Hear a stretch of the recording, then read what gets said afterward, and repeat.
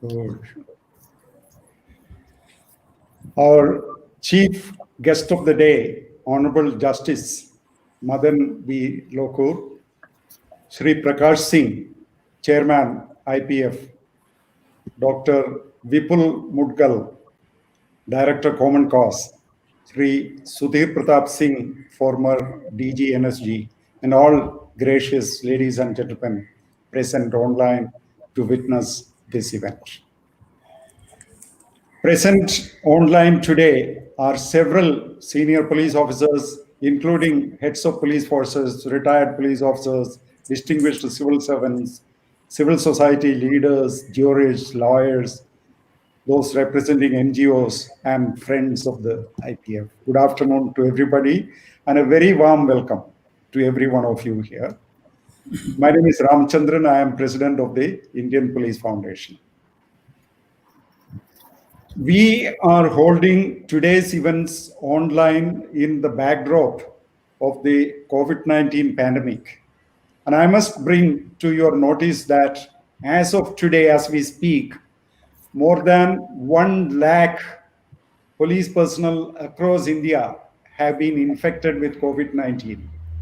And as many as 576 police and CAPF personnel have died, most of them having contracted the disease while trying to shield us from the virus. We start today's deliberations on this solemn note, remembering those police and CAPF personnel who have lost their lives to the pandemic. Today, we are observing the 5th anniversary of the IPF. It was on 21st October 2015 that the IPF was launched and inaugurated by the then Union Home Minister, Honorable Shri Rajnath Singh. I wish to mention here that the purpose of setting up the IPF was not to add to the vast and growing mass of criticism against the police or indulge in further whining and complaining against the police, because there are plenty of persons doing that job already, a good job of it they are doing.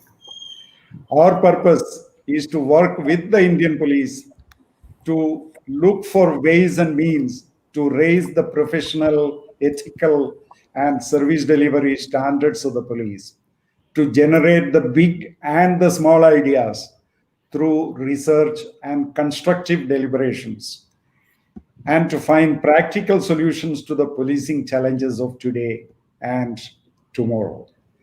Ladies and gentlemen, it was 14 years ago, December 22, 2006, that the Supreme Court delivered its historic judgment on police reform. The Indian Police Foundation has been observing 22nd September every year as the Police Reforms Day since its inception. Today we are honored because today we have Honorable Justice Madan B. Lokur, former judge of the Supreme Court of India and presently a judge of the Supreme Court of Fiji, who has very graciously consented to deliver the IPF Foundation Day Lecture 2020. Justice Madan B. Lokur is too well known for a formal introduction. We know him as one of the most eminent and respected judges of the Supreme Court of India. He is a judge who had an immense presence in the Indian judiciary arena. He was a judge of the Delhi High Court. He served as Chief Justice of Guwahati High Court. He also served as Chief Justice of the High Court of Andhra Pradesh. He served as a judge of the Supreme Court of India for nearly 6 years and a half, from June 2012 to December 2018. Justice Lokur is known as a judge with a deep sense of justice.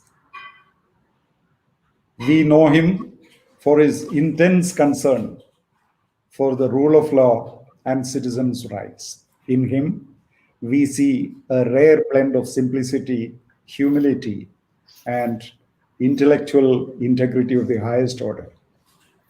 Justice Lokur has shaped the human rights jurisprudence of the country, covering the rights to food, shelter, health, dignity, and livelihood. He has also nursed and monitored the social justice bench of the Supreme Court with great compassion and humanism. Sir, we eagerly look forward to listen to you. Ladies and gentlemen, before I request Justice Lokur to deliver the Foundation Day lecture, there are a couple of announcements to make.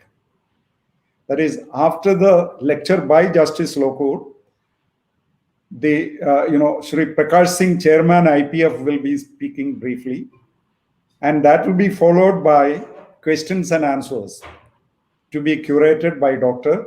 Vipul Mudgal. And Justice Lokur has very graciously consented to answer your questions.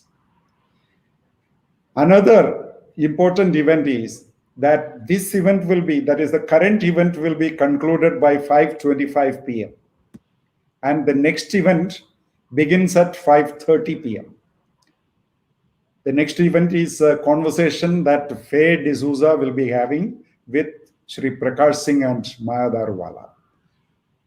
So those in the audience, please note that you have to log out of this current session after its conclusion at 5:25 p.m.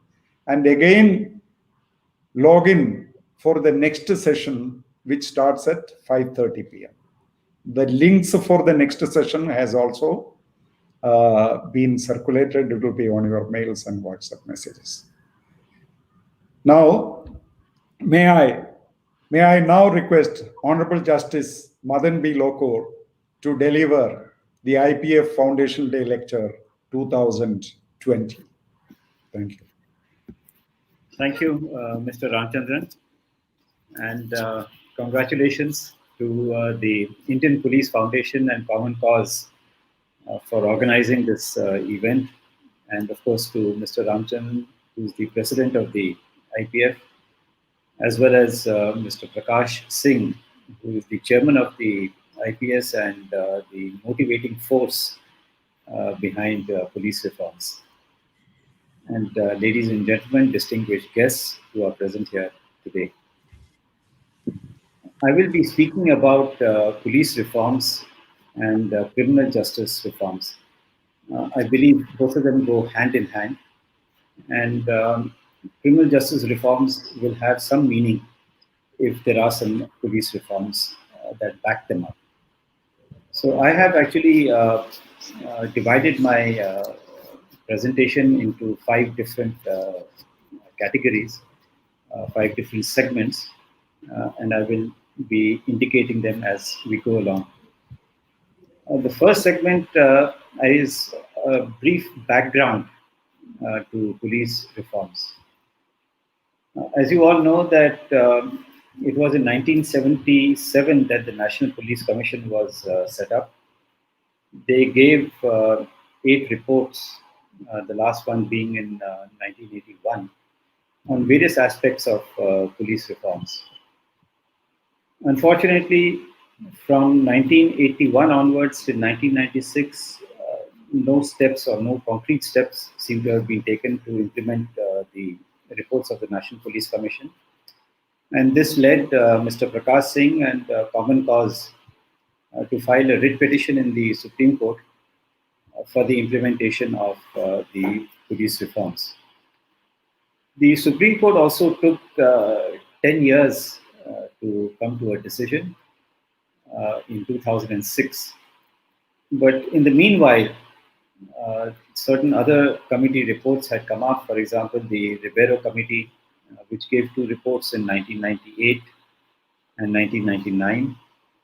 the Padmanabhaya Committee, which gave a report in the year 2000, Malimat Committee, which gave a report on criminal justice reforms in 2003, Soli Swarabji Committee, which drafted a model police act in 2005-2006.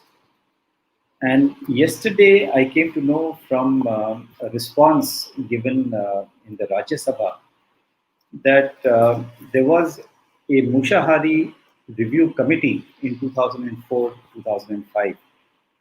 This does not find a mention in the judgment of the Supreme Court. Frankly, I do not know why. But the Mushahari Review Committee also gave certain suggestions, as many as 49 of them, for police reforms. But anyway, Mr. Prakash Singh's case was decided on 22nd September 2006, which is 14 years ago. One of the very important observations made by the Supreme Court in its judgment, and I quote, they say that none of the state governments or union territories urged that any of the suggestions put forth by the petitioner and the Solicitor General of India may not be accepted. So everybody, state governments, union territories, Government of India, they all agreed that the recommendations of the National Police Commission should be implemented. But unfortunately, we are still, 14 years down the line, but no progress has been made in this regard. The Supreme Court recommended some systemic and structural reforms. I will just mention them, the important directions that were given by the Supreme Court. One was to set up a state security commission. Second, the selection of the Director General of Police and a minimum tenure of 2 years. Third, a minimum tenure of 2 years for the Inspector General of Police and other officers. Fourth, investigating police to be separated from law and order police. Now, this is very important in the context of criminal justice. 5, establishment of a police establishment board which would deal with administrative issues such as transfers and so on. And number 6, setting up a police complaints authority. Now, there is a report which was released on 20th of September, 2 days ago, by the Commonwealth Human Rights Initiative, and I would request all of you to go through that report, because that indicates that not a single state, not a single union territory that is under the control of the central government has implemented all these reforms. Some states have made some changes, some states have not made some changes, some states have set up the Police Act following the Soli Swarabji Committee report, others have not. So really, the compliance of the directions of the Supreme Court are wanting, even after a gap of 4 years. One of the questions I think that may need to be answered at some point of time is this contempt of the Supreme Court? And if it is, what is it that can be done to make sure that the report, that the directions given by the Supreme Court are implemented? The second segment that I would like to address you on is something which affects the common citizen. It affects all of us. And that is with regard to procedural reforms and democratic rights of citizens. When a crime is committed, a person goes to the police station to lodge an FIR. There have been problems about the non-registration of FIRs, and a recent decision given by the Delhi High Court indicates that in the 1984 riots, Sajjan Kumar, who was at that time a prominent politician, he was somehow or the other involved in 5 deaths that had taken place. But he was quite powerful. Nothing seems to have happened. And eventually, the trial court acquitted him. Ultimately, the matter came to the Delhi High Court, and the Delhi High Court convicted him. The appeal is now pending in the Supreme Court. But the problem really is that there was a refusal to register the FIR. Delhi High Court has had to deal with a few cases in the recent past. There is one case of 2007, Radha versus the state. What had happened in this case was that Radha's brother was abducted and killed. The police refused to register an FIR. The incident was of 2007. When the matter reached the Delhi High Court, the learned judge who was hearing the case remarked that the functioning of the Delhi police was sordid, despotic, and nepotic, and in a brazen and blatant and contemptuous manner, they have flouted and defied the law. The learned judge imposed a penalty of rupees 2 lakh by way of costs on the Delhi police. There was another case of Gurmeet Singh, also decided by the Delhi police. I'm giving examples of Delhi, but you will find examples like this in almost every state. The case of Gurmeet Singh was a case of gang rape, and the FIR was not registered. The ASI actually advised the complainant that why should an FIR be registered, and if at all an FIR has to be registered, let it be registered under the provisions of section 107 and 151 of the CRPC, which of the IPC, which deal with breach of peace. Now, gang rape was thought of as by the ASI as a breach of peace. Now, there were conflicting decisions from various courts.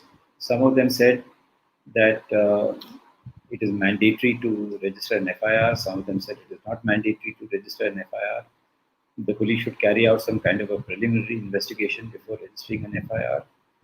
But eventually, a constitution bench of the Supreme Court in 2013, in the case of Lalita Kumari, they held that it is mandatory to register an FIR when a complainant comes to the police station.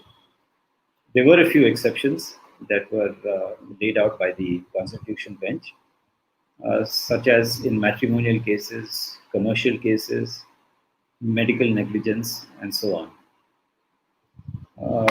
One of the things that was considered by the Supreme Court was the fear of misuse of the provisions of law. But that's again, a view that has been expressed by several people outside the court, particularly with reference to Section 498A of the IPC.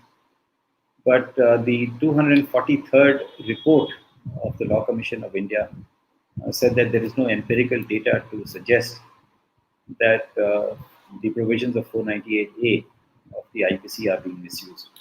So really, once the Constitution bench has laid down the law that it is mandatory to register the FIR, I don't think the police has any option not to register the FIR.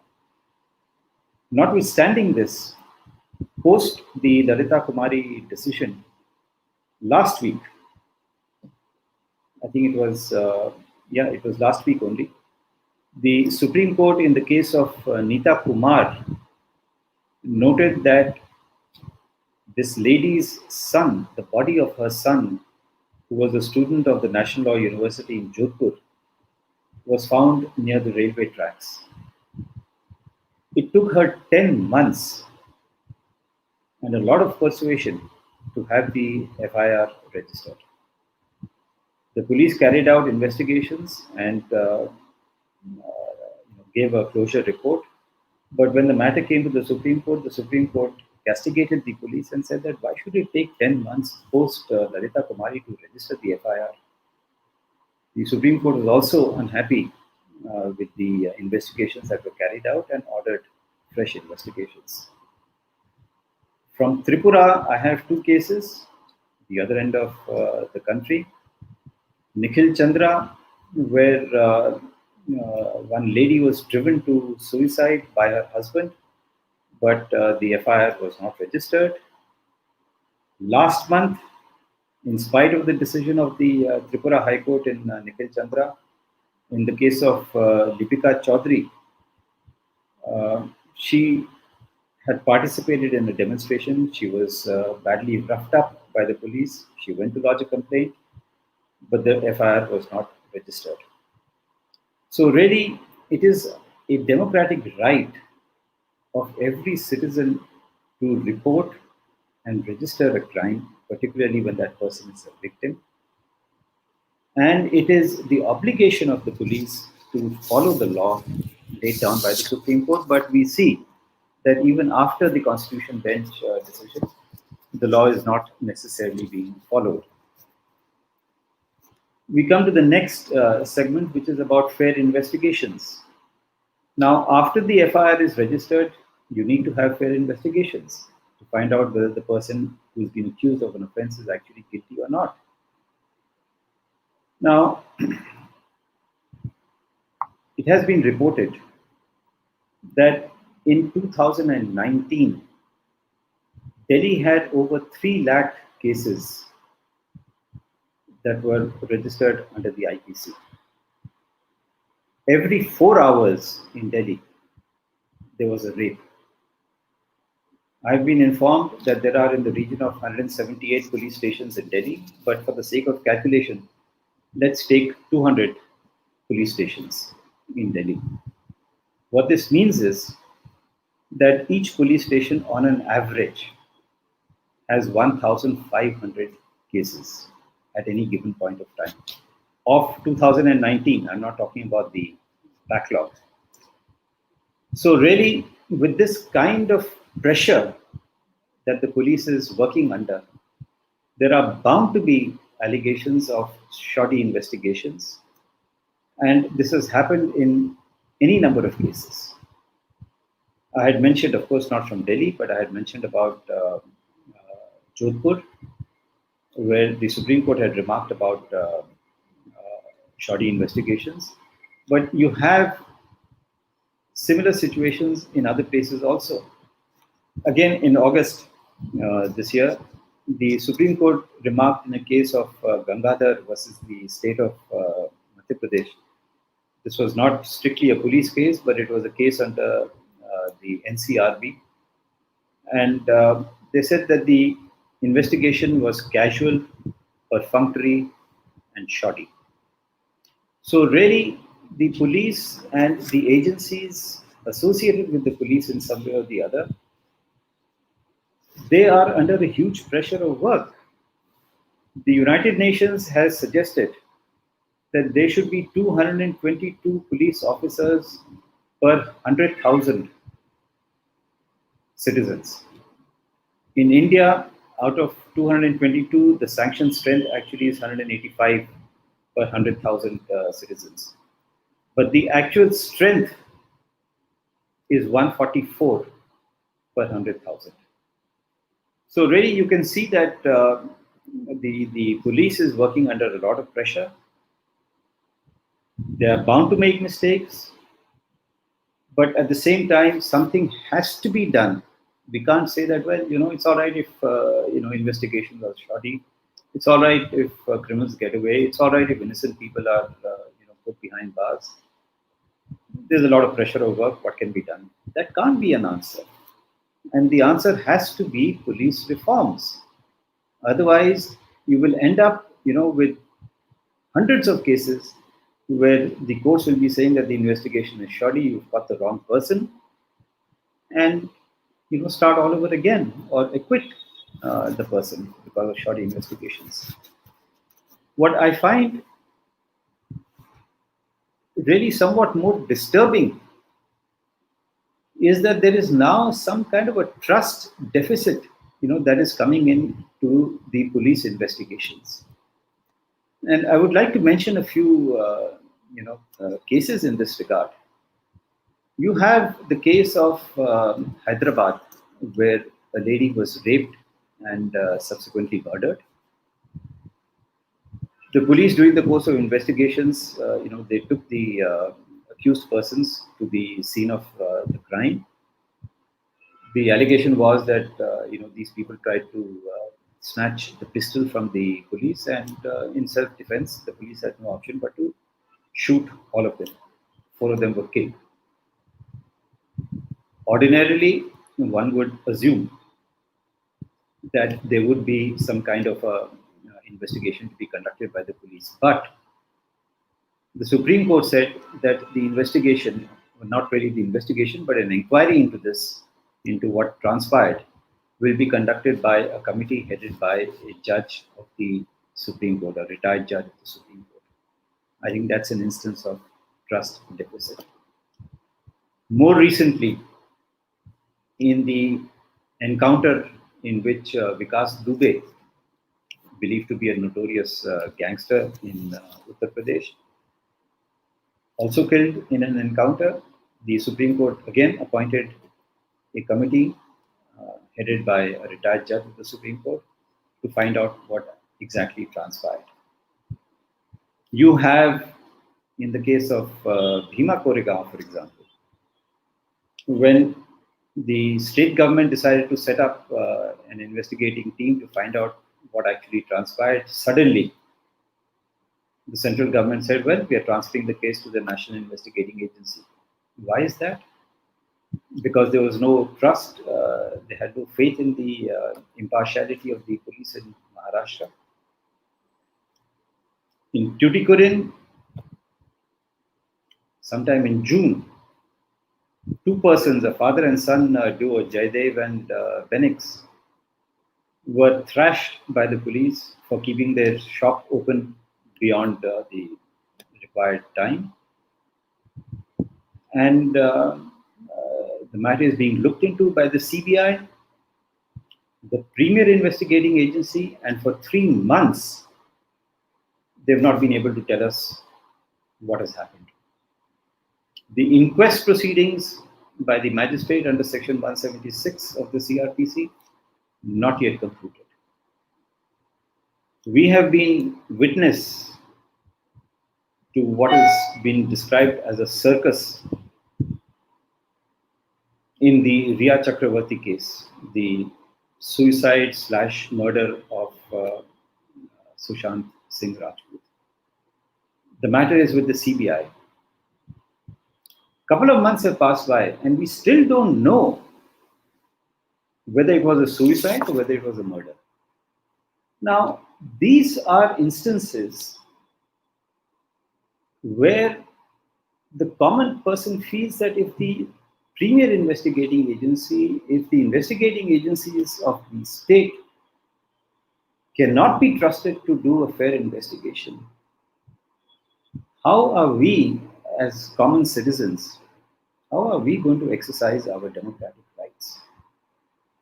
Are we likely to get justice from the police? Are we likely to get justice from the courts? Because if the investigation is defective, shoddy, faulty, mala fide, where is the question of getting justice? So these are things, which we have to look into. A fair trial is the next step after a fair investigation. And a fair trial has been held by the Supreme Court to be a human right. But before we get into the question of a human right and a fair trial, we first have to try and find out how do we redeem the trust that the people have or should have in the investigating agencies. Is there merit in the direction given by the Supreme Court that there should be a distinction between the investigating wing of the police and the law and order wing? And if there is, why is it that it is not being done? Why are we unnecessarily putting pressure on the police so that we get these strange results. The fourth segment that I would like to address you on is dealing with the people, police dealing with the people. There are reports that have come. I think that is from the Center for Studies of Development for Developing Societies. 29% of the respondents trust the police. 55% of the respondents believe that there is corruption in the police. These are not good figures. Look at custodial deaths. And I'm not talking only about custodial deaths in police stations, but also custodial deaths in prisons. Between 1st of April 2017 and 28th of February 2018, that's about 11 months, there were 1,674 custodial deaths, out of which 144 of them took place in police stations. This is based on a reply given in the Rajya Sabha on 14th of March 2018. What this means is that during that period, there were 5 custodial deaths every day on an average. I think the police need to show some compassion. They need to show some empathy when dealing with people. Frankly, I do not find any reason why persons who are 80 years old, 81 years old, 82 years old being kept in jail, in custody, as under trials. The provisions for bail are so well settled by the courts, particularly by the Supreme Court. How do you expect a person who is 82, 83 to abscond? Perhaps that person is not in good health because of old age. Should that person continue to remain in jail? Let's look at it, from a compassionate point of view. Let's look at it from a point of view of empathy. You have a pregnant young lady who was in jail, and the state acted as if it was showing some great magnanimity and saying, well, she's pregnant, but as an act of magnanimity, we are not opposing her bail application. But this should not be treated as a precedent. You're not doing a favor to somebody. The state has to follow the law. It has to show some compassion to the people of the country. After all, nobody in the country is an enemy of the people. There may be some, certainly there may be some, but not, the common man or the common woman walking around on the streets. I think we have to look into that. The National NHRC, National Human Rights Commission, has also recorded a large number of custodial deaths. They've been looking into it. Unfortunately, the recommendations of the NHRC are merely recommendations. They need not be acted upon, and unfortunately, they are not being acted upon in a large number of cases. This gives a handle to the police, some sort of a feeling of impunity that, all right, even if we go a little beyond our brief, nothing much is going to happen. You have areas where the police file multiple FIRs, which is one after the other on different events which unfold but are basically related to the main event. This is being used to keep persons in custody. And we had a situation fairly recently where one of the agencies, not a police agency, but one of the associated agencies said, well, we are not going to examine the person who's an under trial or who's in judicial custody until he comes out. And when he comes out, we're going to ask for a remand. And that is exactly what happened. So really, this is something which is unfortunate, and which I believe the state should not do to a citizen of the country. A lot has been spoken about the use of the law of sedition and the Unlawful Activities Prevention Act. Bail is routinely rejected under the Unlawful Activities Prevention Act. It is routinely rejected in cases of sedition also. Now, the Delhi High Court recently gave bail to some person allegedly involved in the Delhi riots on the ground that there was absolutely no evidence. Video cameras were present. CCTV cameras were available. There was absolutely no evidence, but this person had to spend time in jail. Why are we doing that? And by keeping people in jail, by the way, the NCRB has indicated that the percentage of jail population has increased. Last year, it was in the region of, last year meaning 2018, it was in the region of about 112% or 113%. It has gone up to 118%. So, by very strictly interpreting the law, by using a heavy hand against the citizens, there is some collateral damage. One collateral damage, of course, is the increase in the prison population. The other that we are facing now, today, is the possibility of getting infected with this COVID-19 virus. The Supreme Court has said that please try and see if you can release people so that the jails do not become places of hotspots, as they are called, for COVID. Well, initially people were being released, but now things have slowed down. And there are many jails where there are a very large number of people who are COVID patients. Different, categories of prisoners, under trial prisoners, convicts, different age groups. So there is a collateral damage, to having this heavy hand sort of a syndrome that is being adopted. I would recommend very strongly that the matter should be taken up by the National Police Academy, by other academies, that there should be training not only of police officers but also of judges, sensitization that we have to be compassionate, we have to show some empathy, we have to consider that a person is innocent until proven guilty. Unless we come back to the old philosophies that we have, the jurisprudence that has been developed over the years, bail, not jail, I think we are going to continue in this fashion for a considerable period of time.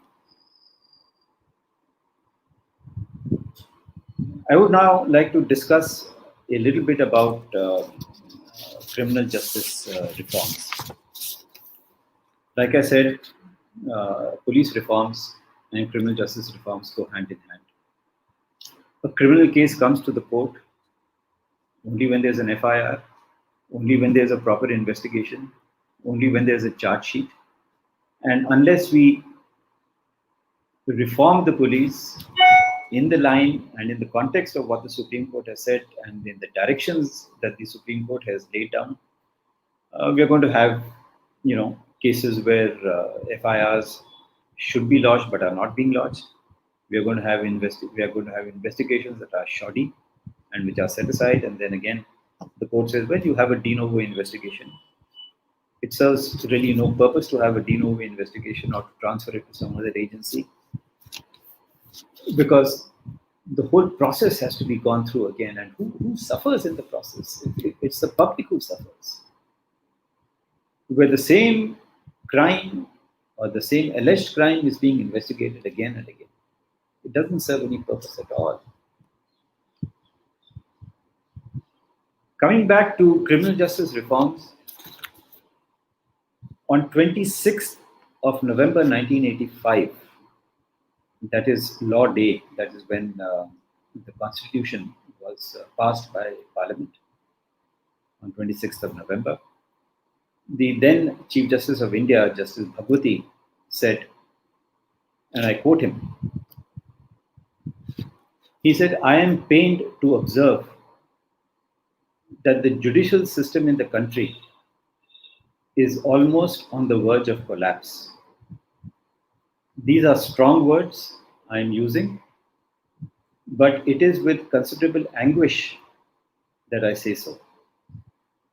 Our adjudicatory system is creaking under the weight of arrears." This was said by the Chief Justice of India in 1985, which is 35 years ago. What is the position today?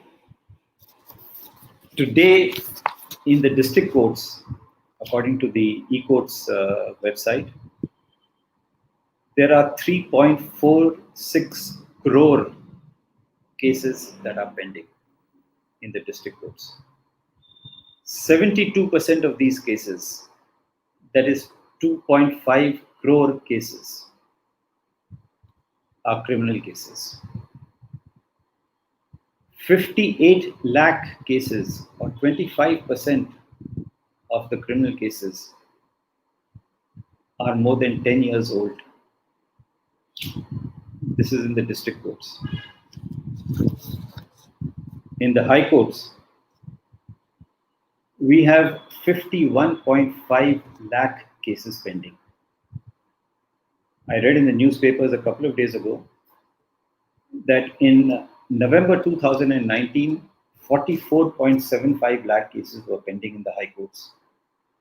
So in less than a year, between November 2019 and September 2020, the number of cases that have increased, the pendency of cases that has increased in the high courts is roughly about 7 lakhs.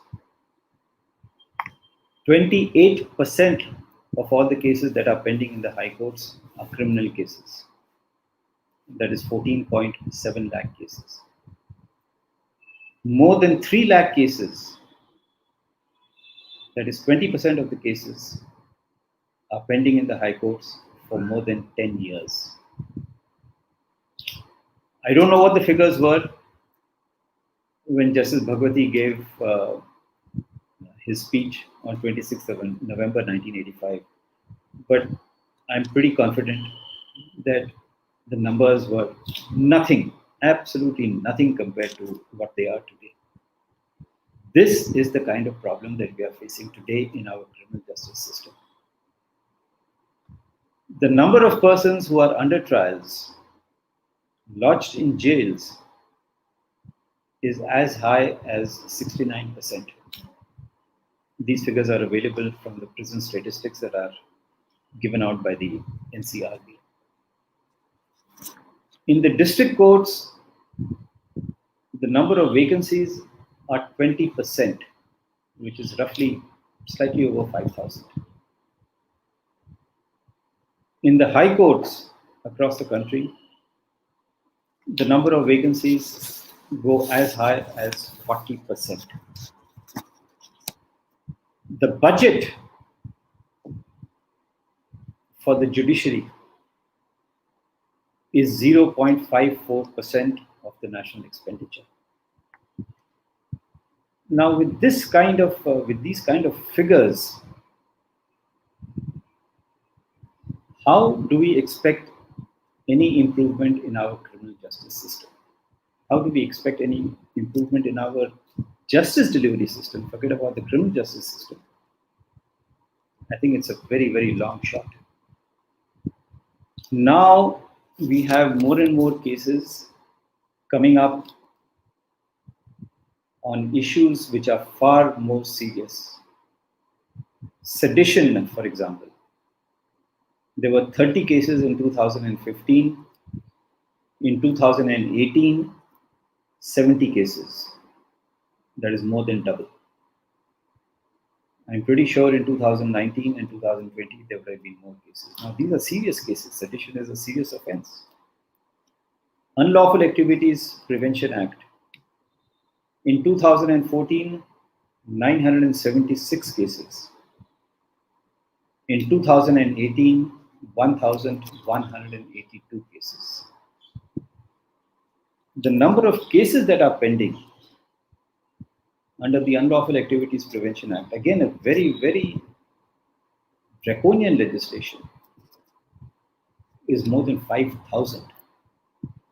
So not only is the number of cases increasing dramatically, but the gravity of the offenses are also coming up. Earlier, we did not count cases pertaining to children, sexual offenses against children. Today we are. So all sections of society, whether they are children, whether they are women, whether they are male adults, whether they are young girls, all of them today are becoming a part of our criminal justice system in some form or the other. How are we going to tackle this? I don't know. It's very difficult to understand how this problem can be tackled. And then you have NGOs who are being told that, well, you are conducting some kind of unlawful activity. For example, Fridays for Future is an NGO dealing with environmental issues. They objected to the environment impact assessment notification, draft notification given by the government of India. They were told that, well, action is going to be taken against you, perhaps under the UAPA. Other similar NGOs such as Let India Breathe, There Is No Earth B, these two have been told that, well, if you object too much to the EIA notification, action is likely to be taken against you. So the range of issues is also broadening. And in my opinion, broadening a little unreasonably. Where a person is protesting against a notification that is being given by the government. After all, if you're inviting suggestions, if you're inviting objections and somebody objects and you say, well, you're objecting, so I'm likely to take action against you. What is the point of inviting objections? I think these are really, issues that I think we must consider very, very seriously. I would say that if you look at the trajectory of cases, the trajectory of issues, the range of issues, the quantity of cases, I'm not sure whether what Justice Bhagwati said in 1985 is valid today, that the criminal justice system or the justice delivery system is on the verge of collapse. It might have already collapsed. It is difficult to see how 3.5 crore cases can be dealt with. It is difficult to see how 2.5 crore criminal cases in the trial courts can be dealt with effectively. Are we on the verge of collapse or have we already collapsed? I think we need to look at this. There has to be, in addition to police reforms, in my opinion, a concerted effort to bring about reforms in our justice delivery system, particularly in our criminal justice delivery system. We can't afford to wait like we have for police justice, for police reforms for 14 years.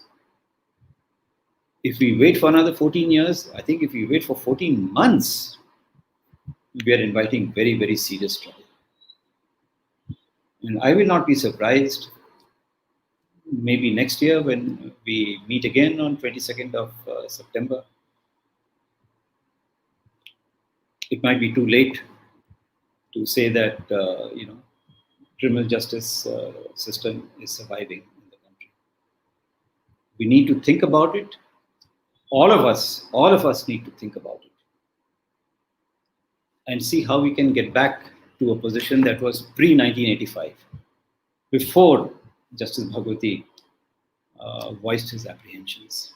We need to go back 35 years. I leave you with these thoughts, and I thank you for giving me this opportunity to share some of my views. Thank you very much.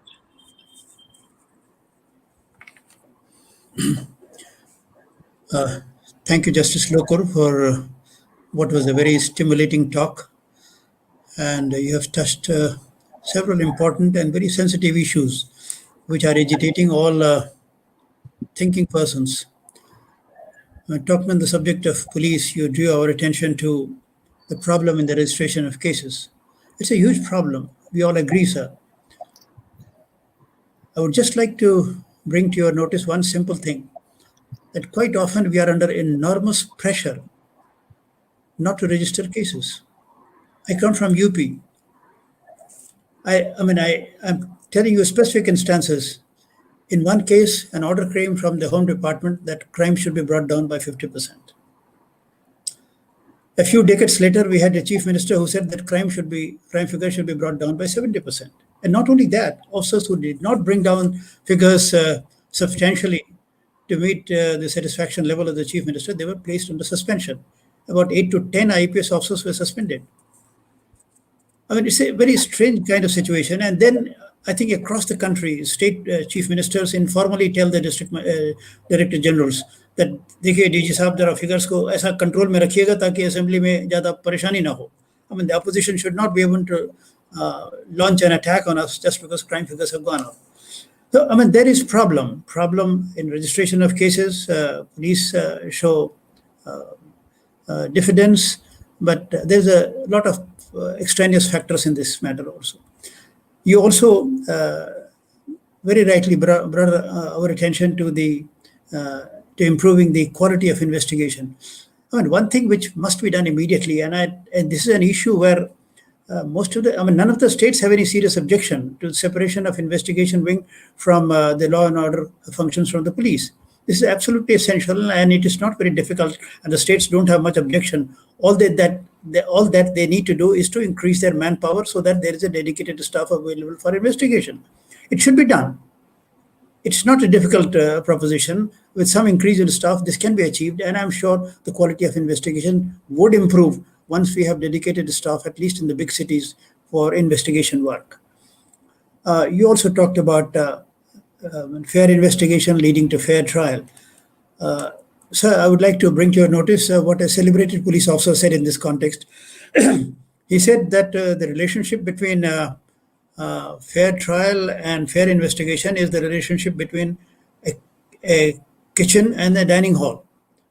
If the food being prepared in the kitchen, the kitchen was identified with the police, if the food being prepared in the kitchen by the police is dirty, unhygienic, then that shoddy investigation, that very third-class investigation, that will be produced before the judges, and then you will have problem in doing a fair trial. So, I mean, it's absolutely essential that necessary reforms are carried out. As you yourself said, the answer, I'm just quoting you, the answer is police reforms. And these police reforms have been languishing now for 14 years. Now, 14 years is a long enough time for any assurance to be fulfilled, for any promises to be made up, for any project to be achieved. 14 years is a long enough time. Why has it taken us so long? See, we have been talking of police reforms now for 40 years. I mean, starting from National Police Commission. In fact, for the first time, police reforms were talked about in 1902 by the Fraser Commission. But let us forget that. At least since independence, after the National Police Commission was instituted, they raised for the first time the question of reforming the police. And it is now 40 years. And still we are struggling with their committees and their commissions and their Supreme Court judgments, and still we are not moving forward. Why? I mean, has anybody tried to work out the cost of an inefficient and incompetent police? Because once you have an inefficient and incompetent or insensitive police, the results are there in the form of more crime, bad internal security situation, incidents of terrorism, incidents of Naxalism, incidents of insurgency, and whatnot, separatist movement and whatnot. According to one estimate, 9% of the GDP is lost every year because of the violent incidents that we face across the country because of poor law and order. That's too high a cost. I mean, if a simple cost benefit analysis were to be done, and what is the benefit? The benefit is that you are able to protect your turf, you are able to protect your stooges, and you are able to harass the opposition and those who are opposed to you. Is that benefit, does it outweigh the enormous costs that we are incurring in terms of serious internal security situation and poor law and order? I think even if a cost benefit analysis were done, I mean, simple common sense would say that no, we need a well-trained, well-motivated, professional police force committed to upholding the rule of law. And yet we are not moving in that direction. So you also brought to our notice reforms in the criminal justice system. Very relevant points were touched by you about the huge pendency, the large number of vacancies, and that the justice delivery system is really not delivering. If cases are, I mean, we hear about cases being decided about after 30 years, 25 years. I mean, what kind of justice is this? Justice delayed is justice denied. I mean, that we heard as a child. But this is almost, happening every second day. I mean, we read in the newspapers about a case being decided after 30 years. So, I mean, this kind of system, we need to drastically change this kind of system. The Malimat Committee gave several very important and relevant recommendations to improve the criminal justice system. But unfortunately, the international human rights lobby launched such a ferocious attack on the recommendations of the Malimat Committee that the government developed cold feet and the recommendations were not implemented. Even now, I would say that there are several recommendations of the Malimat Committee which could be resurrected and which could be implemented with very good results in the delivery of the criminal justice system. But somebody has to have the courage and somebody has to show the will to reform the criminal justice system as a whole and police in particular. Police, I have always felt, I mean, I'm not being presumptuous because I am a former police officer, but police is the central pillar of the criminal justice system. If police is not improved, I mean, the other organs of the criminal justice system, however, whatever effort you might put in, but they would not be able to really improve things. Police is the central pillar, and the central pillar must be not only revived, it must be strengthened, it must be reinforced, it must be reformed, it must be restructured, it must be rejuvenated. That is why I strongly feel, and police reforms, taking a broader view, I would say that police reforms are relevant for the survival of democracy in this country. The kind of, the way criminals are entering the parliament, I mean, persons with criminal background or shady background who have cases registered against them, their numbers are steadily going up. I mean, at the last count, it is 43. I mean, it started, 10, 15 years back by about 25 or 30, and now we have gone to 43. The year we crossed 50%, I think we are done. We are done. So, I mean, and the police, why I'm referring to this, because police is supposed to protect these persons, police is supposed to salute these persons, police is supposed to carry out their directions also, and directions mean investigation, I mean, interference in investigation, and influence in investigation and whatnot. I mean, if these are the people who are allowed to have a say in the affairs of the state, then the future of democracy is not safe. And then for the economic progress of the country, can you have economic progress in a country where law and order is not good? Certainly not. Any investor first looks into, what is the security scenario? How secure would my investment would be? So good law and order is an absolute necessary precondition for sound economic development. So the stakes are very high. The stakes are the democratic structure. The stakes are the economic progress of the country. The stakes are at stake is the internal security situation of the country. police reforms are absolutely must if we are to progress and bring up India as a progressive modern state.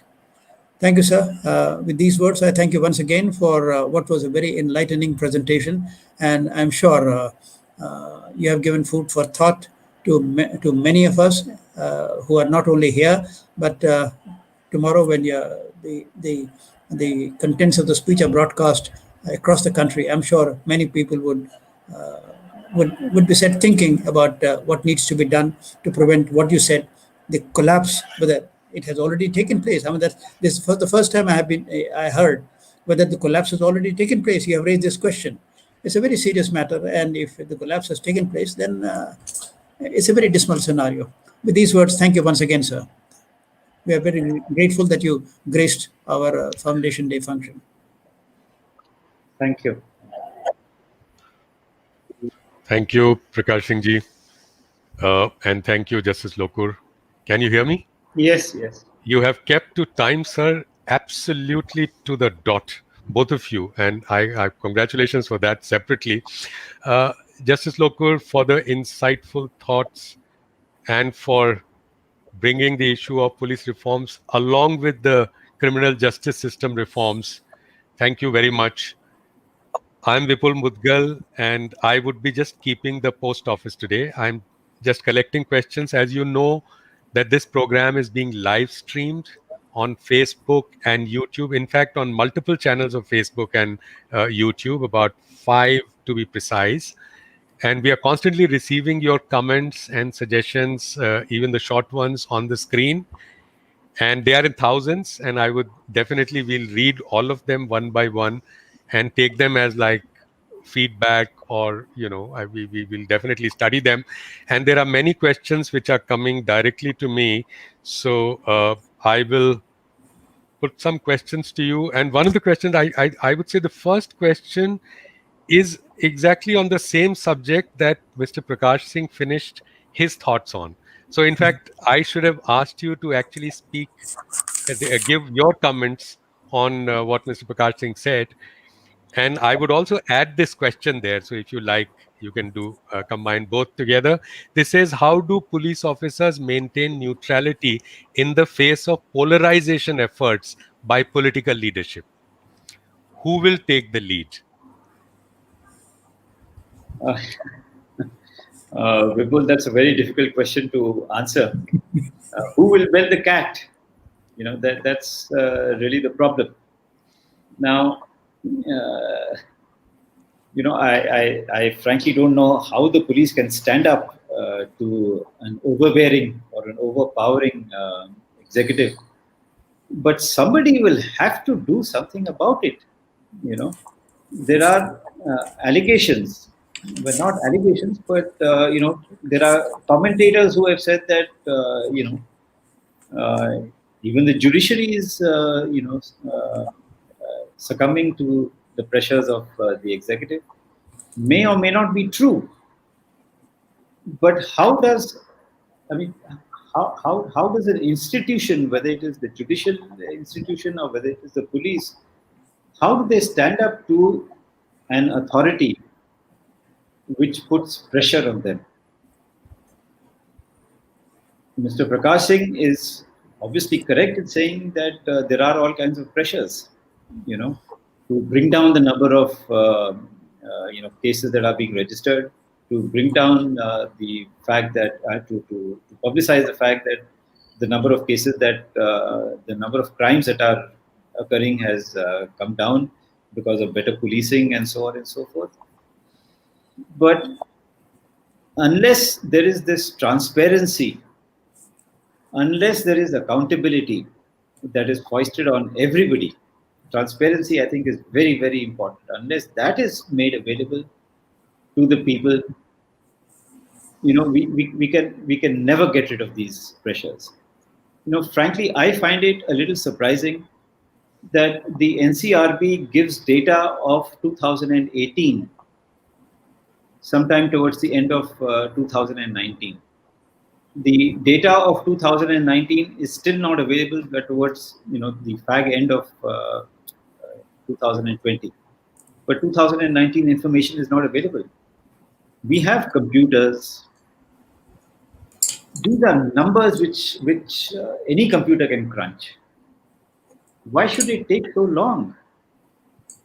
So therefore, whatever discussions we have, relate back to information that we have, which is 1 year old or 2 years old.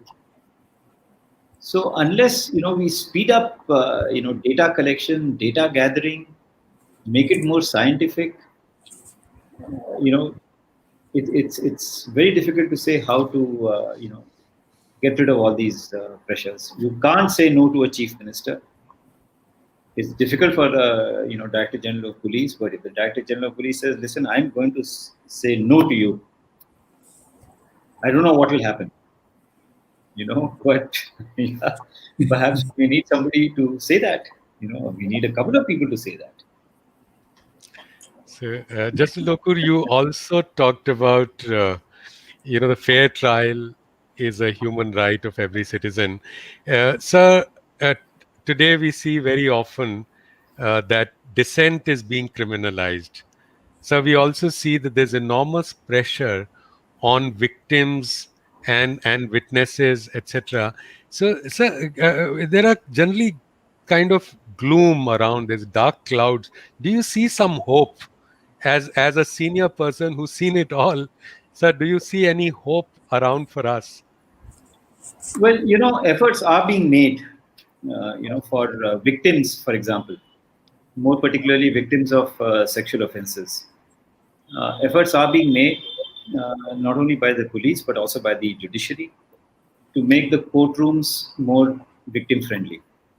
Right? There are judgments of the Supreme Court. They have been implemented to some extent in some courts.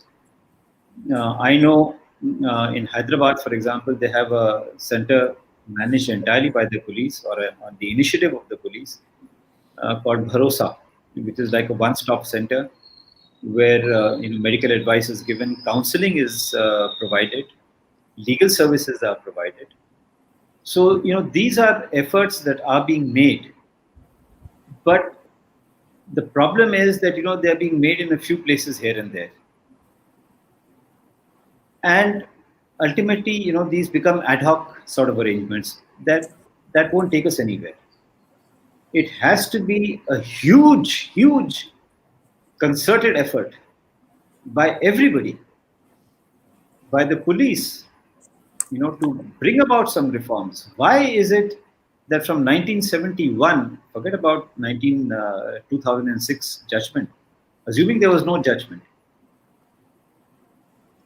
is it that the recommendations of the National Police Commission are just to be kept on a shelf? It's been almost 30 plus another 20, 50 years. The reforms have not been brought in. What about the courts? The Chief Justice of India said in 1985 that the system is on the verge of collapsing. What have we done about it? So everybody has to work. And I had mentioned the Supreme Court said that nobody is objecting to police reforms. But in spite of that, they're not being implemented. Why is it not being implemented? State governments are not implementing it. Union territories, which are under the central government, they are not implementing. Why is that? We need to ask a lot of these kind of questions before we get answers to them. Sir, there's a question about prisons. It says, is it possible to have a mandatory review of the sentences of prison inmates not convicted of life sentences to ensure that they don't serve a longer period than what is due? Oh yes, I think it's very important. It's very important. Let me tell you, I had gone to an observation home in Delhi for observation home for boys, that is minors who had committed offences. Under the law, the maximum sentence that can be awarded is 3 years. I'm talking about 2007 or 2006 when I had gone to the observation home. I found a very large number of children who had been in the observation home for 5 years when the maximum sentence is 3 years. When I requested the Juvenile Justice Board to take up the case of each child individually, out of 258 children who were there in custody, after a month-long exercise or 1.5 month exercise, the number came down to 48. 210 children were there in custody when they should not have been in custody. That sort of an exercise must be undertaken in all prisons. Unless we do that, you will still have cases of persons who are there in custody without any rhyme or reason. There are instances where persons are in custody because the bail bond is, very high. Surety, you have to produce 2 sureties of 50,000 each. People can't produce sureties like that. But then they have to spend time in jail. The law says that even in these kind of cases, reduce it. But no, the jailer says no. The prosecution says no. Anyway, he's in jail. How does it matter to us? So yes, there has to be, prison reforms. We had tried to do that when we were in the Supreme Court, a bench and myself. We tried to do that. We had under trial review committees. But again, the initiative has to be taken by the state. And unless they do that, we'll just go on discussing these kind of things. So there's a question comparing India to United States. It says that following the George Floyd protests in the US, there is a public movement for defunding and demilitarizing the police. In India, police brutalities are common, but public outrage is not very common. The question says that it's sporadic. How would you reconcile the differences in the two democracies about police brutalities? Yeah, well, in India, we use the lathi very frequently. I mean, the police uses the lathi very frequently. They don't need guns, right? I think a report that has been given by Common Cause about policing in India, if I remember correctly, it was Common Cause, maybe the CSDS. Yes, sir. Is that the police, there's a shortage of arms among the police. Now, I think if you give more arms, to the police, you will have more instances of, people trying to snatch guns and getting shot. Mm-hmm. Right? Lathis which are being used will be substituted by guns, which I don't think is a good thing at all. Right? But yes, you're right. People don't protest in India. They do peacefully protest. If you remember, the protest against what happened in the rape and murder of Nirbhay was a peaceful protest. Right? What happened in the India against corruption in the Ram Leela grounds was a peaceful protest. So people do protest in India, they protest peacefully. So if you compare peaceful protests with, the police having lathis, I think the balance is tilted in favor of the police. The second thing which I would like to mention is that of late, it has happened in UP, and I believe it is going to happen in Karnataka as well. Whenever there's a protest or a demonstration and there's damage to public property, a law is being invoked to recover the money from the protesters. Right? That you're damaging public property, you better pay for it. Fair enough. But there are instances which have come on television in Delhi, in some universities, where the police have damaged CCTV cameras, where the police have damaged motorcycles of students that were just lying parked. I mean, you're walking around, what do? Pick up a lathi, break the headlight or break the tail light.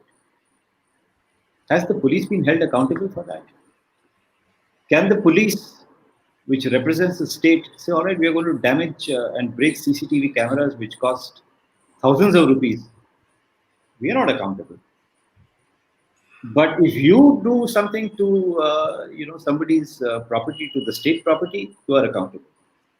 But we can get away with damage to private property. We can get away with damage to public property. That accountability must also be foisted on the police. It's only then that we can have this some kind of an equality between the rights of the police and the rights of the citizens.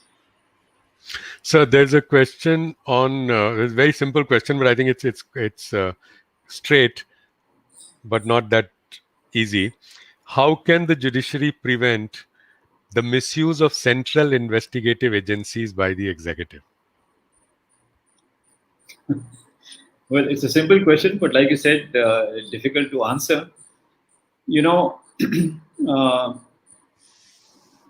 if you go back to 1990, middle of 1990s, when the Jain Hawala case had started, right?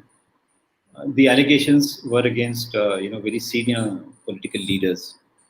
There was an apprehension in the mind of the Supreme Court that, well, because allegations were made against senior politicians, the investigations may get completely delayed. So they decided to monitor the investigation. The Supreme Court did not interfere in the investigations. They cannot interfere in the investigations, and they did not. But they monitored it only for the purpose of seeing that you're going in the right direction. Right? We had that experience in the coal scam, where again a very large number of important people were involved in the allocation of coal mines. CBI was investigating. We monitored the investigations. We did not tell the Supreme Court, did not tell CBI how to carry out the investigations. Just make sure that, listen, you're going in the right direction. So, in some of these cases where it becomes necessary, the courts can monitor investigations. Let's be very clear. The courts cannot interfere in the investigations. That is the sole prerogative of the investigating agency. But to make sure that the investigation does not go off at a tangent, the courts can monitor the investigation and bring them back on track. I think that is the solution to ensure that the investigating agencies do not report to executive. Can they report to the courts? They report to the executive, and if the courts feel that in a given case, in a public interest litigation, if it does come about, certainly the court can pass an order. They did that in the Jain Hawala case. It has been done in the coal scam case. Coal scam. Yeah, it can be. So there's a question on what you said about the FIRs. If the state governments in the country were to issue strict directions to record every FIR in police stations, how do you see what will happen to mountains of cases pending in the courts? Well, it's not that every case, every FIR will come to the court.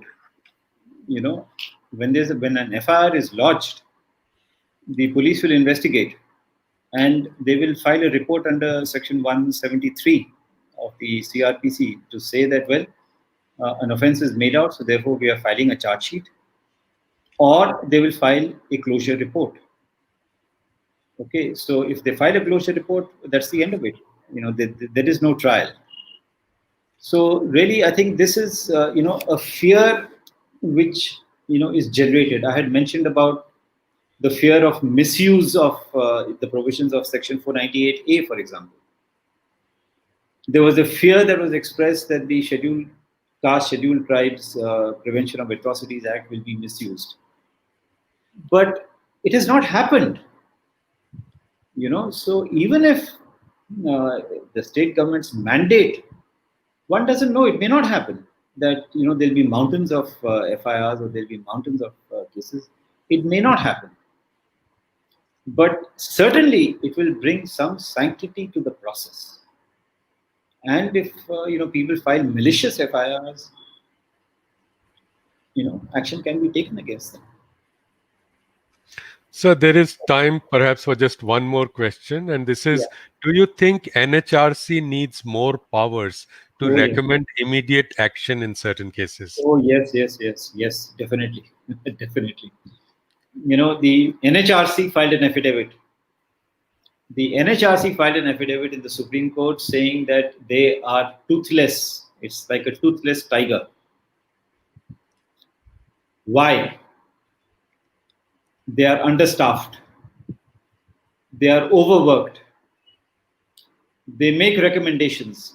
Those recommendations are not binding. Now, under these constraints, if the NHRC is to function, it's just filling in the gap sort of a thing. So really, I think more powers have to be given to the NHRC. So I'll take the privilege of asking the last question. Sir, do you think there should be some provision for compensation for the victims of the judicial system? If you've been kept in jail for 14 years and there's no charge against you, or things like that. You see, it's like this. If a person is kept in jail for 14 years, who is responsible?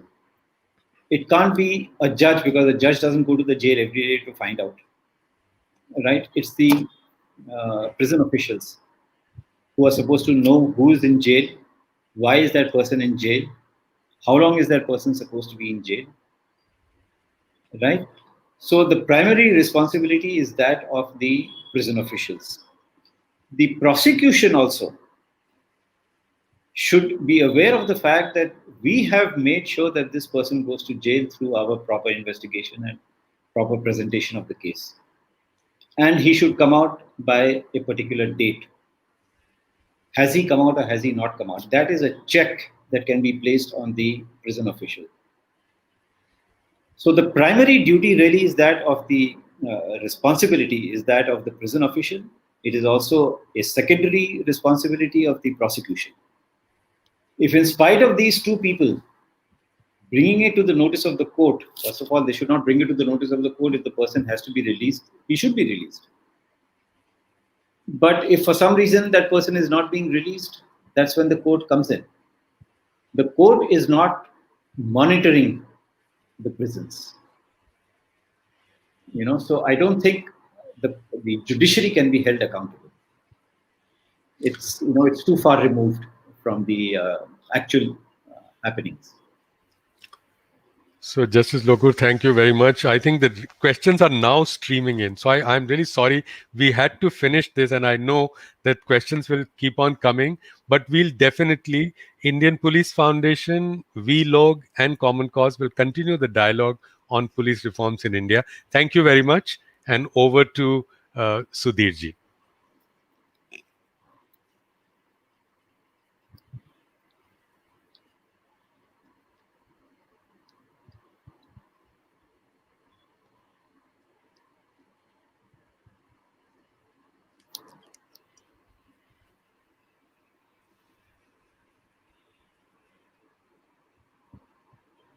Vipul, Sudhir is on mute. Sir, your mic is... Yes. Thank you very much, Vipulji. Honorable Justice Shri Madan Bhimarao Lokur, former Judge of the Supreme Court of India. Shri Prakash Singh Ji, Chairman, Indian Police Foundation. Shri M. Ramachandran, President of the Indian Police Foundation. Distinguished guests on this virtual show, ladies and gentlemen. It is my privilege to deliver the vote of thanks on this hallmark occasion. Thank you very much, Justice Lokur. We are indeed grateful for your candid and inspiring delivery that all is not well in the police and in the criminal justice system, even going to the extent of cautioning about the collapse of the criminal justice system. I hope this occasion will once again draw our intellect and determination towards this critical area of concern, which has been eluding us for the last so many years. We all believe and talk about police reforms and reforms in the criminal justice delivery, but perhaps the buck stops here. For the last 3 decades, far too many reports on police reforms and reforms in the criminal justice system, from the recommendations of the National Police Commission to a plethora of reports by various distinguished committees, and finally the historic Supreme Court judgment in 2006, remain sturdily and half-heartedly implemented.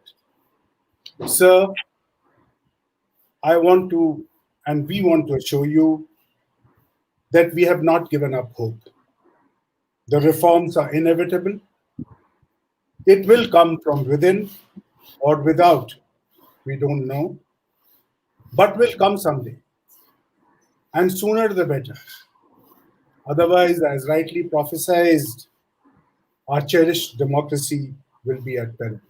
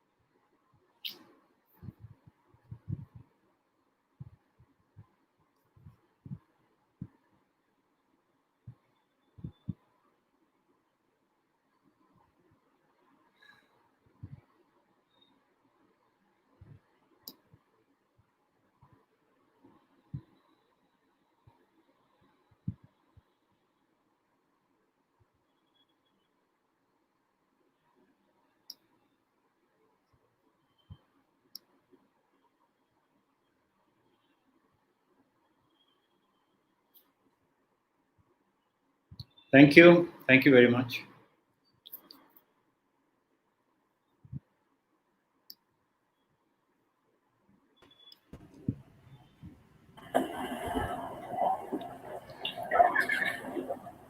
Thank you, sir, and thank you, Justice Madan Lokur, Mr. Prakash Singh, Dr. Vipul Mughal, Sudhir Pratap Singh ji, and thank you everyone who has made this show possible.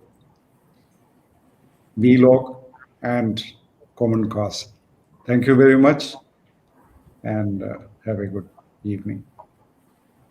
Thank you. Thank you. So we